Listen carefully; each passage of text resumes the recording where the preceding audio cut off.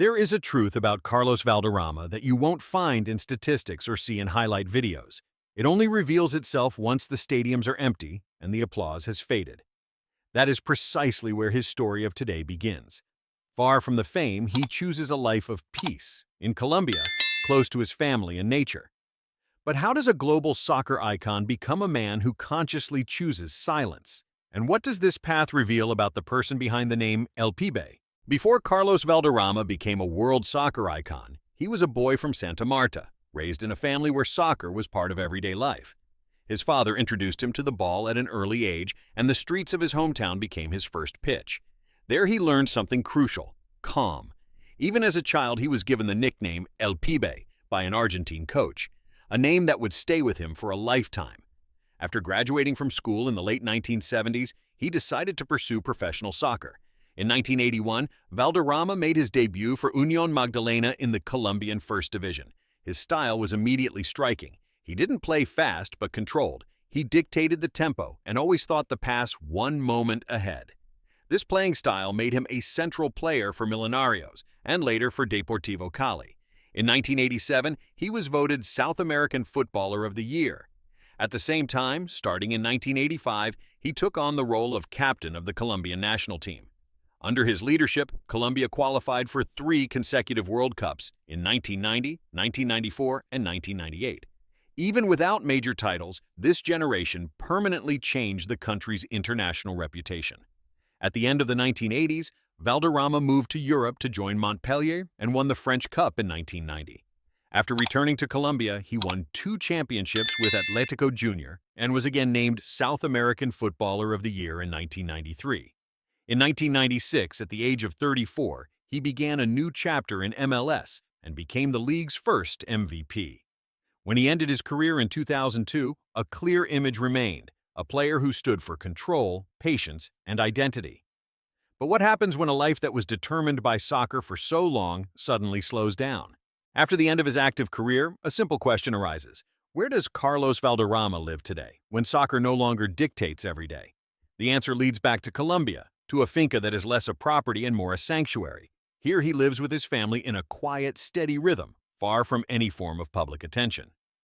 The estate blends inconspicuously into the green hills. There are no high walls and no large gates. Low trees, gravel paths, and well-maintained lawns gently border the grounds. Nature is not a decorative backdrop, but part of daily life. The house is built on one level, designed with an open layout and a traditional red tile roof. Large wood and glass doors connect indoor and outdoor areas and allow light and air to circulate freely. Directly in front of the house lies a simple pool made of natural stone. This is exactly where Valderrama spends time with his wife, his daughter, and his grandchildren. Shared barbecues, quiet conversations, and simple moments shape the day. Often he sits in the open area without a fixed plan, enjoying the silence or sharing short everyday scenes in which he and his wife dance spontaneously. Also in the interior, this attitude continues. The living room is warm and family-oriented, with exposed brick walls, wooden furniture, and photos of his family. It is a place for staying, not for looking back at successes. This home does not tell a story of fame, but of a conscious decision for peace and proximity. But does this lifestyle also manifest in the things he uses to get around in everyday life? Even in the small decisions of everyday life, it is evident how Carlos Valderrama lives today. From the images he shares on Instagram, it becomes clear: the vehicles he uses are not meant for show, but for daily life. Most frequently, a BMW i5 appears, an electric sedan produced since 2023. For Valderrama, this car is not just transportation, but often the setting for private moments with his wife. Especially on trips together, the BMW i5 fits what he is looking for: a quiet, smooth ride, a peaceful ambiance, and an interior clearly focused on comfort. This car reflects a rhythm of life that has become slower and more stable, where comfort is more important than any form of ostentation. Alongside it, a Hyundai Santa Fe also appears, an SUV produced between 2019 and 2022.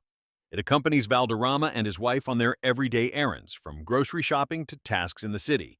Space, practicality, and reliability are the priorities here, exactly what is needed in an organized family routine. Together, these cars do not tell a story of luxury, but of function and calm. But if his life today seems so structured and composed, the next question arises almost automatically: How has Valderrama built his wealth over the years, and what does he live on after the end of his career? Valderrama's current net worth is estimated at around 10 million US dollars.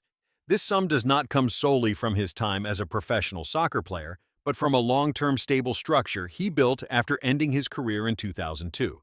Instead of seeking quick profits, he relied on constant income and cautious management of his finances. After saying goodbye to the pitch, he remained closely connected to soccer. As a sports commentator for Radio Fútbol de Primera in the USA, he continues to cover major tournaments, World Cups, and national competitions. This activity provides him with a regular annual income and is based on his experience, credibility, and unmistakable style. At the same time, his public image continues to hold high brand value. Advertising campaigns, collaborations, and social media appearances, especially in Colombia and within the Latin American community, additionally contribute to his income.